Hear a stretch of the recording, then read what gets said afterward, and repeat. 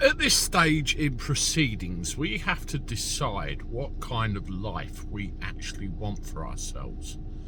We have to decide whether we're going to stay indoors for the rest of time and avoid everybody and everything in the vain hope we won't get the old kung flu. Or we can go out, we can live our lives and get on with it like we did before. Now, how you answer that question depends on how you've been influenced by the government where you live, the media, and how you perceive things to be. And by God, that's very different depending on who you talk to and where they live.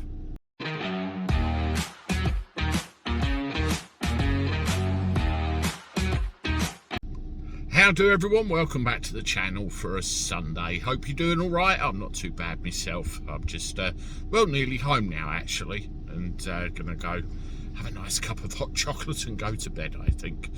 Well, you know, we've got to look at this whole situation, haven't we, with the old convids and what's going on. And I use the word con because I think a lot of people have been. You know, we've got Scotland, England, Northern Ireland, Wales, Southern Ireland, and we're all at different stages of this thing, aren't we, depending on who we've got in governance in the particular part of the country and also the way people are being made to feel. You look in Wales, they're a lot stricter than England. You look at Scotland, they're a lot, they're very similar to Wales.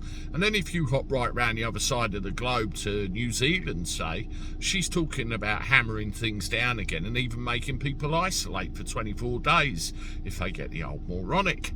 Oh dear, oh dear, oh dear, it's ridiculous. But seriously, we sit there, we watch the television.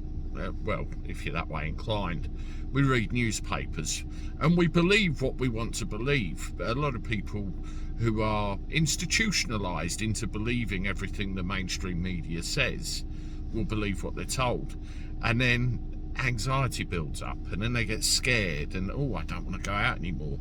And somebody they'd have a cup of tea with before, they wouldn't want to sit there with them in a bus shelter down the road. You know, it's absolutely ridiculous how this has changed for people. And we've got to the point we need to realise we have got to get on with our lives. We've got to go back to normal. What normal ever is and ever will be again, I don't know. You tell me.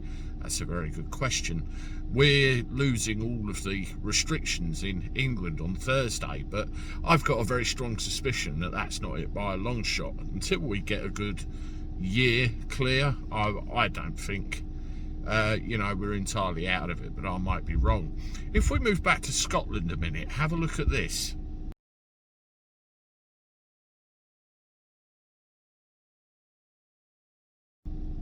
I think Jeanette McCrankey's finally lost her fucking mind, I truly do. A badge with an arrow on it to say, back off, keep away from me. If people are that worried, don't go out. You know, this is another psychological tool to try and get people to believe up here it's still going on and you need to keep away from me, you need to be antisocial. But £55,000 is costing to actually produce and distribute these little trinkets of doom around Scottish people. When is this going to end? When are we going to realise that we have to get on with it? We have to live as we did before. And all the while we fall for this psychobabble bullshit, it's going to carry on and on and on. Do you agree with me? Let me know what you think in the comments below. But I think a move like this, a lot like those German sticks they had over in that land, complete and utter madness. Anyway, I'm off. Toodaloo.